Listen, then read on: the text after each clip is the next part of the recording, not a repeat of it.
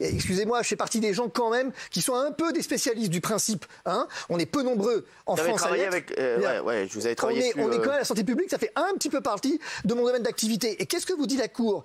En l'absence de consensus scientifique, le défaut d'un vaccin et le lien de causalité entre celui-ci et une maladie peuvent être prouvés par un faisceau d'indices. Ce qui n'est pas le cas, Comment vous pouvez dire que c'est pas le cas alors que vous avez trois pays qui... Parce que toutes les agences, même l'agence danoise dit que c'est pas le cas. Elle dit qu'elle attend de voir et qu'elle va sans doute reprendre pour l'instant, Martin. En pause. En pause. Le problème, c'est qu'est-ce que vous avez ramené là dans vos dossiers? Ce que j'ai ramené, c'est notamment l'arrêt sur le sang contaminé. Qu'est-ce que vous dit l'arrêt du Conseil d'État sur le sang contaminé? Mais me dites pas que ça n'a aucun rapport dans la fin du sang contaminé. Quel était le problème dans le sang contaminé? C'est qu'on a voulu attendre de savoir si réellement le chauffage du sang était nécessaire. On a voulu attendre. Et qu'est-ce que vous répond le Conseil d'État? Il appartenait à l'autorité administrative, informée de façon non équivoque de l'existence d'un risque de contamination des transfusés et de la possibilité d'y parer par l'utilisation des produits chauffés qui étaient alors disponibles sur le marché, d'interdire sans attendre, laissez-moi finir, d'avoir la certitude que tous les autres produits dérivés du sang étaient contaminés, d'attendre, écoutez bien, d'interdire sans attendre d'avoir la certitude que tous les lots de produits dérivés du sang étaient contaminés, que cette carence fautive est de nature à engager la responsabilité de l'administration. Vous êtes d'accord avec Fabrice Divisio là? Je suis d'accord sur le fond, mais ce qui est hallucinant, c'est que même quand vous avez raison, vous dites n'importe quoi. Comme vous n'avez pas de documents sur le confinement, alors vous allez nous ressortir vos vieux trucs sur le confinement, n'est pas utile. Comme vous avez des vieux... Te défoncer, et donc vous prenez le sang contaminé avec un vague arrêt que vous avez retrouvé, vous ne pouvez jamais avoir les bons documents sur le bon sujet. Donc j'étais d'accord avec vous, mais comme vous dites n'importe quoi, eh bien c'est un non. Monsieur, vous savez, l'autre fois, j'ai parlé effectivement du malade imaginaire devant... Thomas Gafoirus.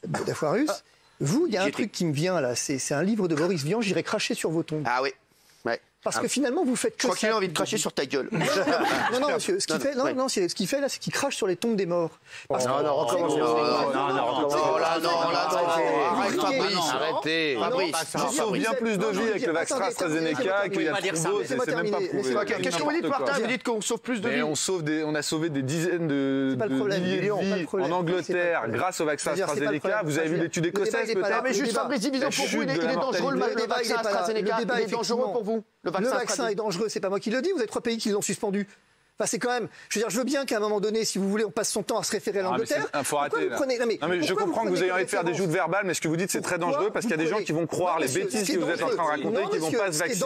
Ce qui est dangereux. Alors, je vais vous poser une question. Moi, mes 2 parents ont été vaccinés à AstraZeneca. Je vais vous poser une question. Vos 2 parents ont été vaccinés. Bien sûr, j'ai 100% de confiance avec l'AstraZeneca et tous les gens que je connais, je les ferai vacciner avec l'AstraZeneca. 11 millions de Britanniques vaccinés, il ne s'est rien passé. 11 millions de Britanniques. Je vais vous poser une question. Enfin, rien passé. Oui, il n'y a eu aucun effet secondaire et même pas 33%, mais c'est pas grave. Peu importe. Non, mais pas plus la question que je vous pose est simple en fait. Alors allez-y, posez-la parce qu'elle est simple. Que dites-vous ce soir aux Français? Vous dites vaccinez-vous avec AstraZeneca. Ce vaccin est parfaitement sécure et ne présente aucune espèce de commencement de danger. Ça s'appelle le bénéfice-risque. Est-ce que c'est que le bénéfice-risque? Le bénéfice-risque, ça veut dire que le bénéfice est immensément plus grand que le potentiel risque qui n'est même pas encore prouvé. Ce serait qu'une personne de 50 ans serait morte d'une embolie pulmonaire. Elle a eu une embolie pulmonaire après s'être vaccinée. On ne sait même pas si c'est relié à la vaccination.